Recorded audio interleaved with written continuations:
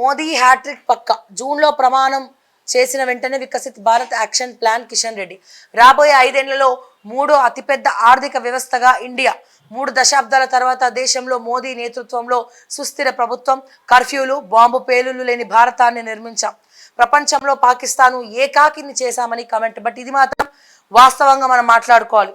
ఎప్పుడైతే బీజేపీ అధికారంలోకి వచ్చిందో మీరు చూడండి, సో బాంబు పేలుళ్ళు కావచ్చు, అంటే బయట దేశాల వాళ్ళు ఇక్కడికి వచ్చి ఏమైనా ప్లాన్ చేయాలన్నా గజ గజ గజ గజ వణుకుతున్నారు. అటువంటి ఆర్మీని కూడా సిద్ధం చేశారు.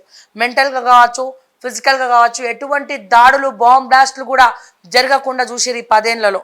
సో ఇది మాత్రం ఉన్నది ఉన్నట్టు చెప్పుకోవాలి. ఏ పార్టీ అయినా సరే ఉన్నది ఉన్నట్టు మనం మాట్లాడుకోవాలి.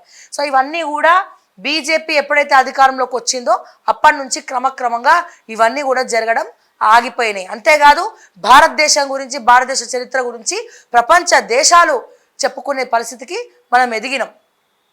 సో దానికి కారణం ఇగో ఇది ఏంటి, కర్ఫ్యూలు, బాంబు పేలులు లేని భారతాన్ని నిర్మించాం. ముఖ్యంగా సో దీని గురించి మనం మాట్లాడుకోవాలి. మన ఏకైక దేశం భారతదేశం, అంటే మన హిందూయిజాన్ని రిఫ్లెక్ట్ చేసే ఏకైక దేశం. మిగతా అందరికీ అన్ని దేశాలు ఉన్నాయి, కానీ మనకు మాత్రం ఉన్నది ఇది ఒక్కటే దేశం. మరి ఈ దేశాన్ని మనం కాపాడుకునే అవకాశం ఉంది. ప్రతి ఒక్కరు కూడా యూత్ కావచ్చు, లేకపోతే చాలామంది హిందూస్ అందరూ కూడా బీజేపీ అని కూడా అంటలేరు, మోడీకి ఓట్లేద్దాం, మళ్ళీ 3వసారి మోడీకి ఓట్లేద్దాం అంటున్నారు. Already results తెలిసిపోయినాయి. సో మళ్ళీ అధికారంలో కేంద్రంలోకి వచ్చేది బీజేపీనే.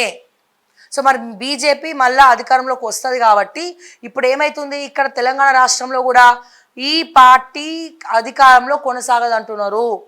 సో కొంతమంది కాంగ్రెస్ నాయకులు బీజేపీతో కూడా టచ్లకు పోయినారు అంటున్నారు. సో లోక్సభ తర్వాత ఒక 2-3 గ్యాప్ ఇచ్చిన తర్వాత ఏ క్షణమైనా, ఏ రాత్రైనా ఏమైనా జరగచ్చు. అటు నుంచి రావచ్చు, ఇటు నుంచి రావచ్చు, ఇటు నుంచి రావచ్చు. మరో పక్కనేమో కేసీఆర్ గారు 20 మంది ఎమ్మెల్యేలు అంటారు, మరో పక్కనేమో వీళ్ళేమో గవర్నమెంట్ పడిపోతుందని బీజేపీ వాళ్ళే చెప్తా ఉన్నారు. మరి ఎప్పుడు పడిపోతుంది, ఎక్కడ పడిపోతుంది, ఎవరి వల్ల పడిపోతుంది? పడిపోవడానికి కారకుడు రేవంత్ రెడ్డా, లేకపోతే పొంగులేటి శ్రీనివాస్ రెడ్డా, లేకపోతే ఇంకోరన్న రెడ్డా?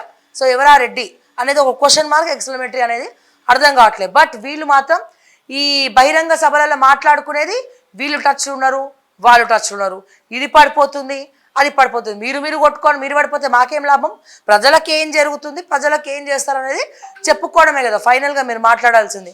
బట్ అది తప్ప అన్ని విషయాలు మాట్లాడుతూ ఉన్నారు.